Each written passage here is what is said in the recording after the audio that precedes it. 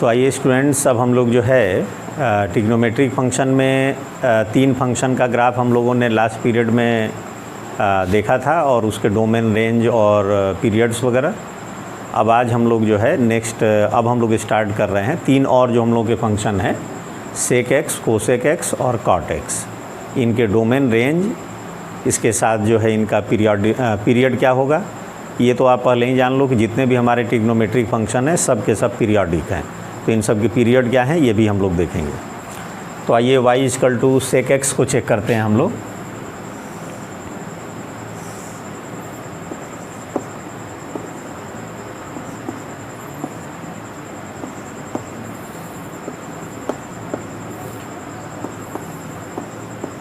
Graph खींचने से पहले हम लोगों को पहले क्वाड्रेंट जो है बना लेना होगा, उसके बाद ही हम लोग ग्राफ वगैरह इसका बनाते हैं।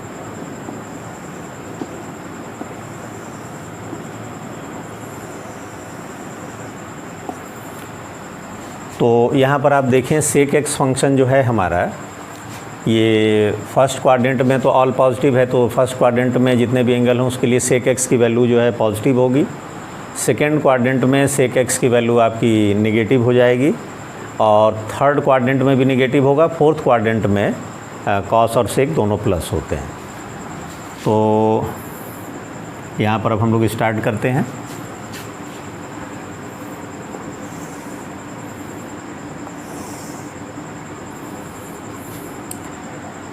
देखिए सेक एक्स क्या है, सेक एक्स जो है हमारा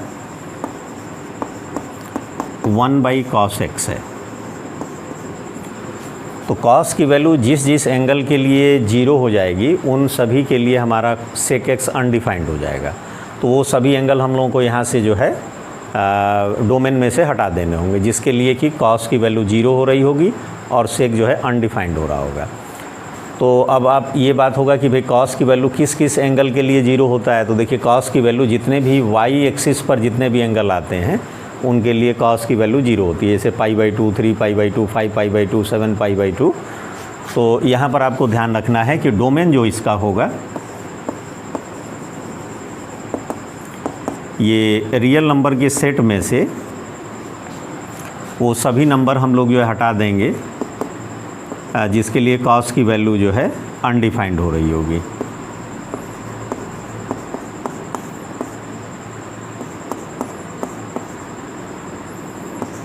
ये तो डोमेन तो इसका ये हो गया। अब रेंज में देखिए क्या होगा। तो रेंज में अगर आप ध्यान से देखें तो cos की वैल्यू जो है, cos 0 की वैल्यू हो जाती है 1 और cos 180 की वैल्यू हो जाती है -1। तो सेक एक्स की वैल्यू +1 से अपर साइड में स्टार्ट होगा और -1 से लोअर साइड में, और +1 और -1 के बीच में सेक एक्स की कोई वैल्यू नहीं होती है, ये आप ध्यान रखिएगा। तो यहाँ पर आप ध्यान से देखें तो इसकी स्टार्टिंग कहाँ से होगी। तो देखिए +1 हमारा ये यहाँ ऊपर हो गया और -1 यहाँ नीचे हो गया।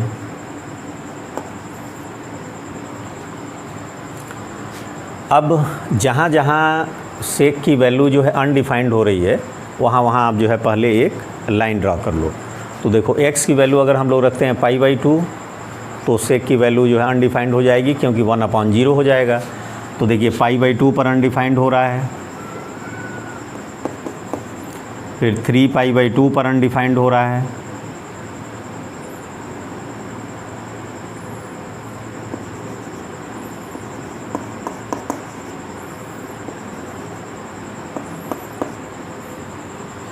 वैसे ही इस साइड होगा -π/2 पर अनडिफाइंड,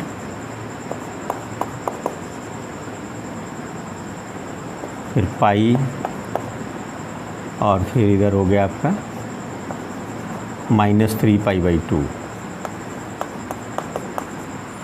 तो जहाँ जहाँ अनडिफाइंड हो रहा है वहाँ पहले आप जो है स्ट्रेट लाइन ड्रा कर लो। ये π/2, 3π/2 ये सब पर अनडिफाइंड हो रहा है।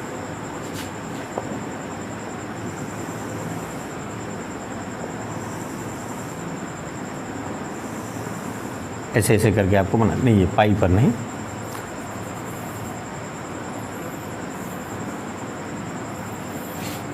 अब आप देखें अगर हम x की वैल्यू 0 रखते हैं तो cos 0 की वैल्यू +1 हो जाएगी और सेक की वैल्यू हो जाएगी +1।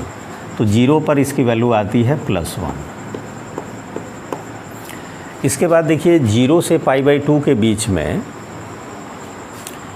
0 से π/2, तो हम फर्स्ट क्वाड्रेंट में हैं और फर्स्ट क्वाड्रेंट में आप जानते हो सेक 0 की वैल्यू क्या होती है, 1 होती है। भाई cos 0 की वैल्यू 1 तो सेक 0 की वैल्यू भी 1। उसके बाद क्या होगा, जैसे जैसे आप x की वैल्यू इंक्रीज करोगे, जैसे 0 था, 0 के बाद आपने जैसे मान लीजिए अब आप जानते हो कि cos 0 की वैल्यू मैक्सिमम होती है और उसके बाद जैसे जैसे आप x की वैल्यू इंक्रीज करोगे तो cos x की वैल्यू डिक्रीज होगी और cos x की वैल्यू डिक्रीज होगी तो सेक x की वैल्यू क्या होगी, इंक्रीज होगी। तो ये देखिए इंक्रीज होगा और पॉजिटिव में ये वैल्यू जाएगा क्योंकि 0 से π/2 के बीच में cos और सेक दोनों प्लस होते हैं। और जैसे ही आप x की वैल्यू π/2 रख दोगे तो सेक की वैल्यू 1/0 मतलब इनफाइनाइट हो जाएगा। मतलब ये हमारा ग्राफ जो है इनफाइनाइट पर जा कर के मिलेगा। अगर हम 0 से -π/2 के बीच में हैं तो हम फोर्थ क्वाड्रेंट में हैं और आपको याद होगा कि फोर्थ क्वाड्रेंट में भी cos और सेक दोनों की वैल्यू क्या होती है, पॉजिटिव होती है। तो यहाँ भी आपका ग्राफ जो है देखिए ऐसे होगा और -π/2 पर फिर इनफाइनाइट हो जाएगा। इसी तरह से अब आप यहाँ आए, देखिए जब आप पाई पर होगे तो cos पाई की वैल्यू होती है -1, तो सेक की भी वैल्यू हो गई -1।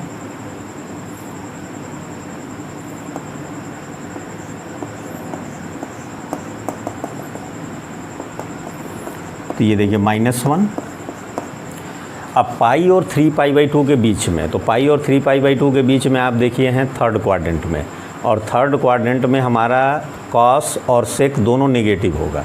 तो इसका मतलब हो गया कि जैसे जैसे अब हम जो है पाई से वैल्यू को इंक्रीज करेंगे 3π/2 की तरफ, वैसे वैसे हमारे फंक्शन की वैल्यू जो है वो इंक्रीज होगी नेगेटिव साइड में और 3π/2 पर इसकी वैल्यू -इनफाइनाइट हो जाएगी। इसी तरह से पाई से π/2 के बीच में जब हम होंगे, पाई से π/2 के बीच में, तो आप जैसे जैसे π/2 की तरफ बढ़ोगे, देखो पाई से π/2 की तरफ बढ़ोगे तो फिर जो है वही होगा कि हमारे cos की वैल्यू टेंड करेगी 0 की तरफ और सेक की वैल्यू टेंड करेगी -इनफाइनाइट की तरफ, क्योंकि सेकेंड क्वाड्रेंट में नेगेटिव होता है।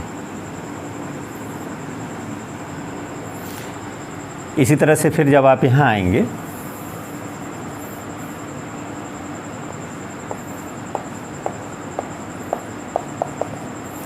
सेक -π की वैल्यू कितनी होगी, तो देखो सेक -π का मतलब हो गया cos -π, cos -π हो जाएगा प्लस cos π, मतलब हो गया इसकी वैल्यू cos π की वैल्यू होती है -1, तो सेक की भी वैल्यू हो गई -1। तो यहाँ पर फिर देखिए ये नेगेटिव साइड जाएगा और फिर देखिए -π और -π/2, तो देखो -π/2 यहाँ है, -π यहाँ है, इसमें इसकी वैल्यू नेगेटिव होगी। तो ये देखिए फिर ऐसे आएगा और -π से -3π/2, तो ये देखिए इस सेकेंड क्वाड्रेंट में आ जाएगा और सेकेंड में इसकी वैल्यू आप जानते ही नेगेटिव ही होता है। ऐसे करके ये रिपीट होता जाएगा। अब देखिए नेक्स्ट जब हम लोग आएंगे 3π/2 के बाद हमारा नंबर आ जाएगा कितना, 2π का, तो 2π पर फिर इसकी वैल्यू हो जाएगी +1 और फिर ये ग्राफ ऐसे रिपीट होगा ऐसे। मतलब जो चीज़ देखिए 0 पे था सेम वही चीज़ 2π पर आ जाएगा। यहाँ पर ये π/2 है, ये हो जाएगा आपका 2π। तो यहाँ फिर से ये सेम यही चीज़ रिपीट होगा ऐसे कर। तो आप एक चीज़ देख रहे हो कि ये सेक x की वैल्यू जो है 0 के बाद सेम वही वैल्यू कहाँ रिपीट हो रही है, 2π पर। तो इसका मतलब सेक x भी क्या है, एक पीरियोडिक फंक्शन है और इसका जो पीरियड है वो 2π होता है। तो डोमेन तो इसका देखिए ये हो गया और रेंज देखिए क्या हुआ, रेंज इसकी हो गई देखिए 1 से लेकर के पूरा इनफाइनाइट और -इनफाइनाइट से -1, मतलब इसका रेंज हो गया -infinite to -1 union 1 to infinite. और इसको आप देखिए इस तरह से भी लिख सकते हैं, रेंज जो होता है ये y की वैल्यू हो जाती है, तो y = आप लिख सकते हो, या तो फिर ऐसे भी लिख लो r रियल नंबर के सेट में से आप जो है -1 to +1 ये हटा दीजिए आप, तो रेंज इसका हो जाता है। इसको शॉर्टकट में लिखने का एक तरीका और है कि सेक एक्स की वैल्यू जो होगी, मतलब आप ऐसे लिख सकते हो mod sec x greater than और इक्वल टू -1। मॉड के फॉर्म में ऐसे भी लिखा जा सकता है। तो ये देखिए डोमेन हो गया, रेंज हो गया, और इसके साथ जो है इसको किस तरह से शॉर्टकट में लिख सकते हैं ये हो गया। और इसका जो पीरियड आप लिखोगे तो इसका पीरियड हो गया आपका 2 पाई। अब इसको 1/1 कैसे बनाया जाए, तो देखिए 1/1 बनाने का मतलब आप जान लो फर्स्ट क्वाड्रेंट में सेक की वैल्यू पॉजिटिव होती है, सेकेंड क्वाड्रेंट में सेक की वैल्यू निगेटिव होती है, तो 0 to पाई ले लीजिए। लेकिन इस बीच में एक ऐसा एंगल है जिसके लिए कि सेक की वैल्यू क्या हो रही है, अनडिफाइंड हो रही है, उसको हटा दीजिए। तो फॉर 1/1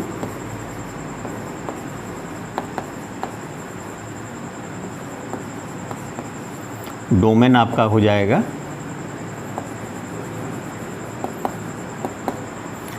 आप 0 to पाई लिख लीजिए, माइनस इसमें से π/2 हटा दीजिए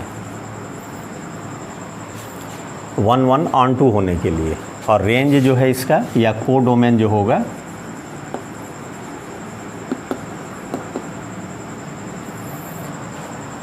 को डोमेन जब आप इसमें लेंगे तो को डोमेन आपको मिल जाएगा, जो इसका रेंज आया है सेम ही आप लिख दीजिए, set of real number -1 to +। मतलब आपको ये ध्यान रखना है कि सेक एक्स फंक्शन की वैल्यू -1 और +1 के बीच में नहीं होती है, -1 से इनफाइनाइट ऊपर और -∞ से -1 नीचे तक। अब आते हैं हम लोग कोसेक एक्स फंक्शन पे।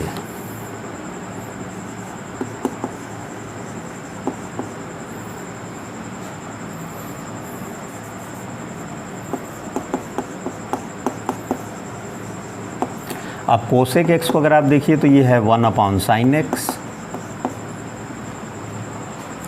अब sin x की देखिए क्या खास बात है कि अगर x की वैल्यू यहाँ पर ऐसी रख दी जाए जैसे sin की वैल्यू 0 हो जाए, तो sin 0 हो जाएगा तो 1/0 क्या होगा, अनडिफाइंड हो जाएगा। और sin की वैल्यू किस किस एंगल के लिए 0 होती है, तो देखिए x एक्सिस पर जितने भी हमारे एंगल होते हैं, एक्स एक्सिस पर कौन कौन हो गया, 0 हो गया, पाई हो गया, फिर 2 पाई, फिर 3 पाई, ये सब जितने भी एंगल होते हैं उसके लिए हमारा साइन की वैल्यू 0 हो जाती है, तो मतलब कोसेक एक्स अनडिफाइंड हो जाएगा। तो इसका जो डोमेन होगा ये हो जाएगा set of real number minus x such that x is equal to n pi where n belongs to integer. ये इसका डोमेन हो जाता। अब बात होगी इसकी ग्राफ की।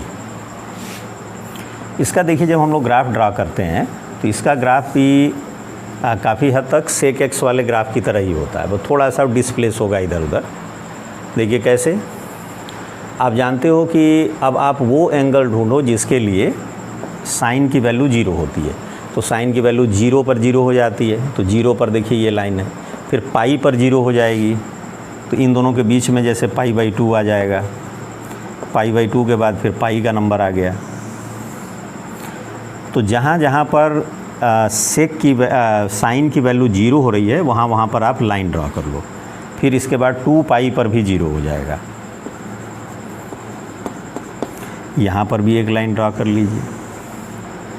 पाई और 2 पाई के बीच में आपका ये है 3 पाई/2।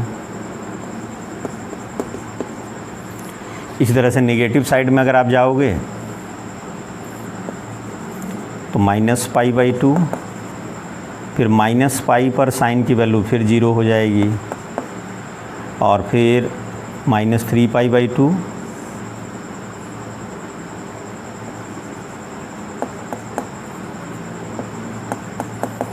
और फिर हो जाएगा आपका -2 पाई। तो साइन की वैल्यू फिर यहाँ भी 0 हो जाएगी -पाई पर, और फिर -2 पाई पर भी 0। जहाँ जहाँ साइन की वैल्यू 0 हो रही है वहाँ पर आप लाइन ड्रा कर लो। अब देखिए साइन 90 की वैल्यू होती है +1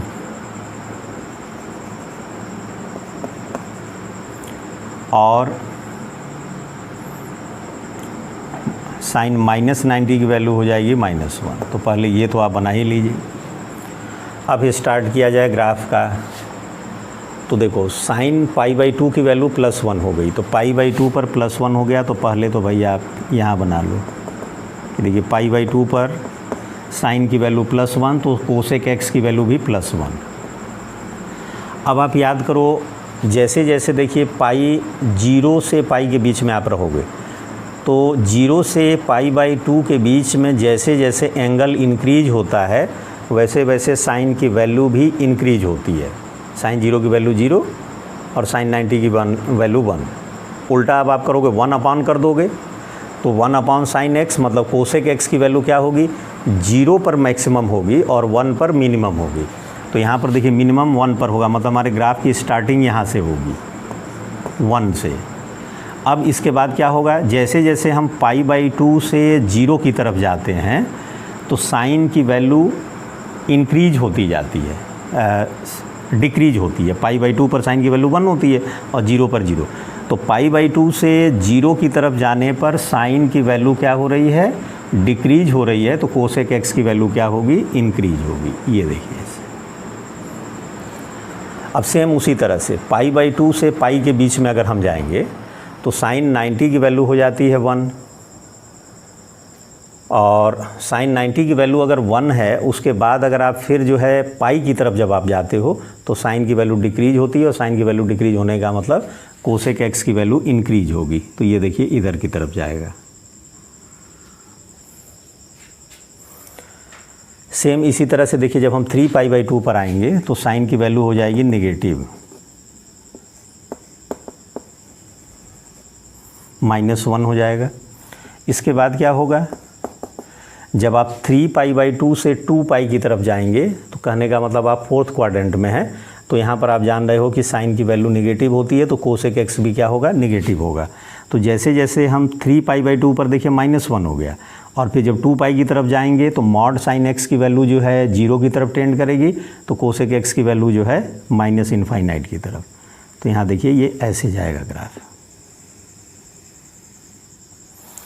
सेम इसी तरह से देखिए -π/2 पर साइन की वैल्यू जो है फिर -1, तो कोसेक x की वैल्यू भी हो जाएगी -1।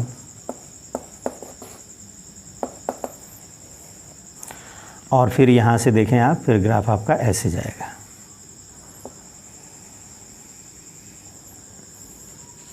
सेम ये चीज़ रिपीट होगी। फिर यहाँ पर देखें आप, जब यहाँ -3π/2 पर आएंगे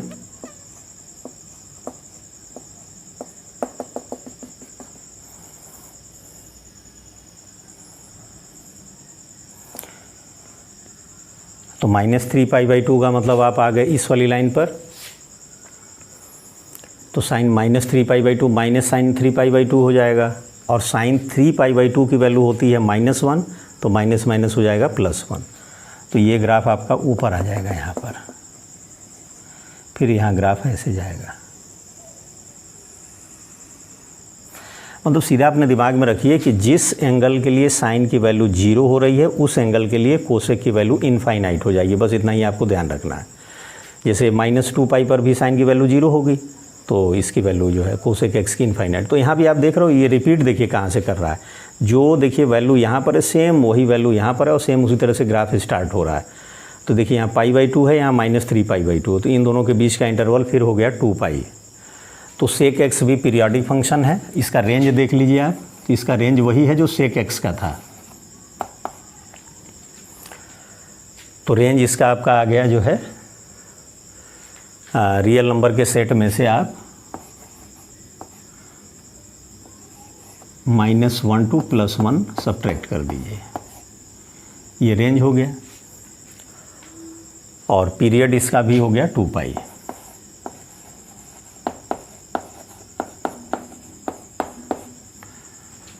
तो इस तरह से आप जो है कोसेक x फंक्शन का भी देख लिया। अब इसको भी 1/1 बनाना है, तो फॉर 1/1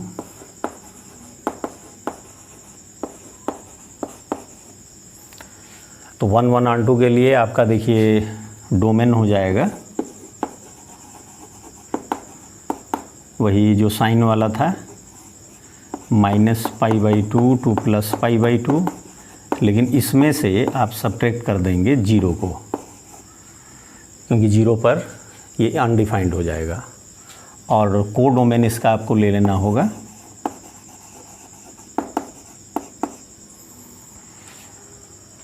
कोडोमेन आपका हो जाएगा, जो इसका रेंज है वही R-1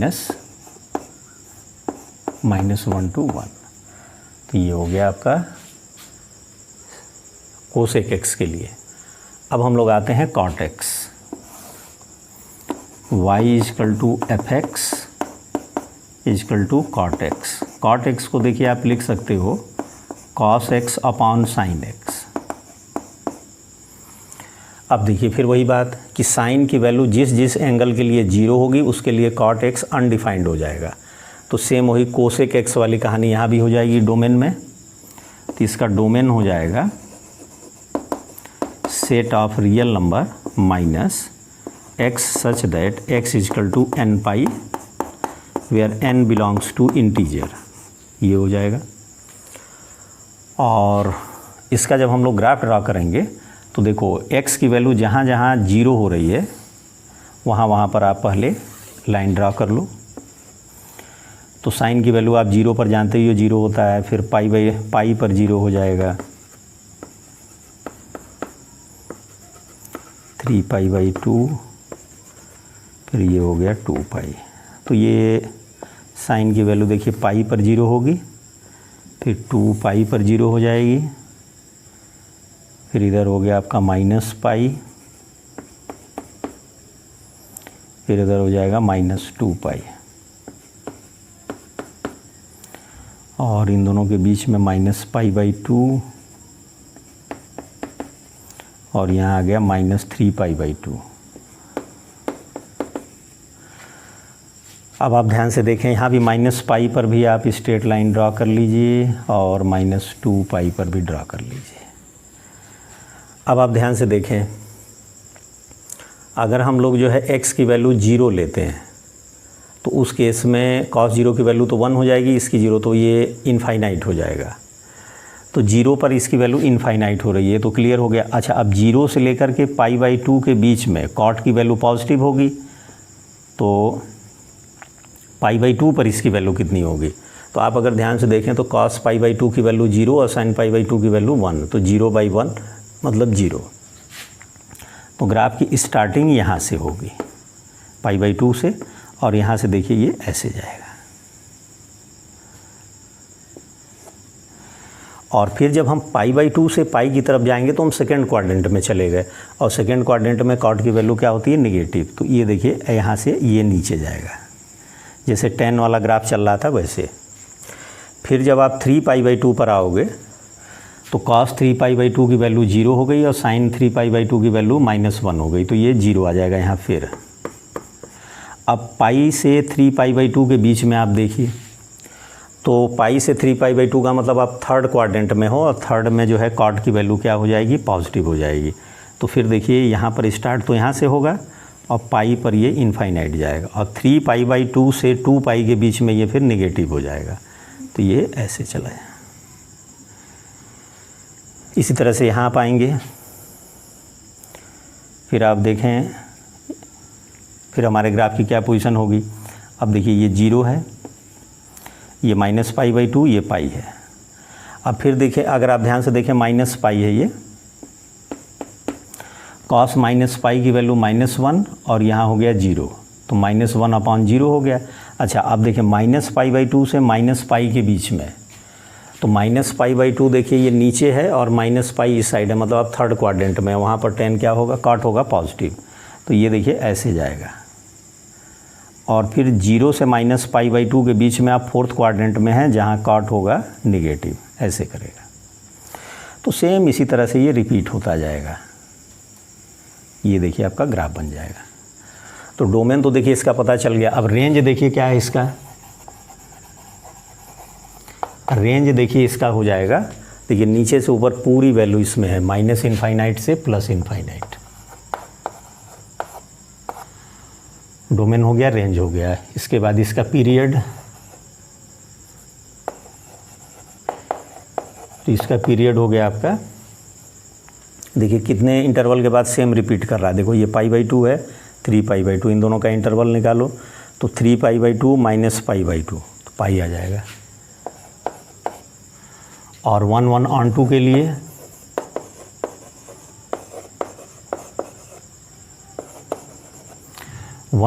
होने के लिए देखिए अब क्या होना चाहिए यहाँ पर हमारे पास कि फंक्शन की वैल्यू जो है रिपीट नहीं होनी चाहिए, दो ऐसे एंगल नहीं होने चाहिए जिससे कि सेम वैल्यू आ जाए। तो आप फर्स्ट क्वाड्रेंट और सेकंड ले लें, फर्स्ट में ऑल पॉजिटिव है, सेकंड में, तो यहाँ इसका जो है डोमेन हो जाएगा।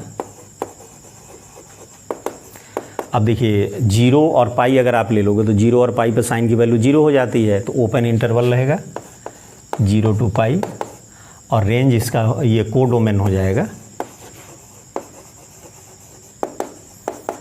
-∞ टू +∞। तो इस तरह से स्टूडेंट्स हम लोगों ने जितने भी ट्रिग्नोमेट्रिक फंक्शन थे सभी के हम लोगों ने ग्राफ ड्रा किए, उनका जो है डोमेन, रेंज और उसके साथ ही इनका पीरियड भी हम लोगों ने निकाला।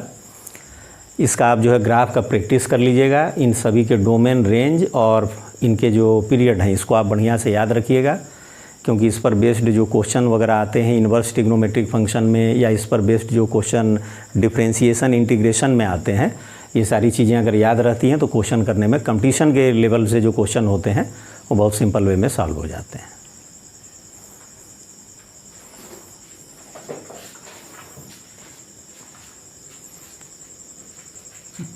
उसमें पीछे काटे थे भी नहीं।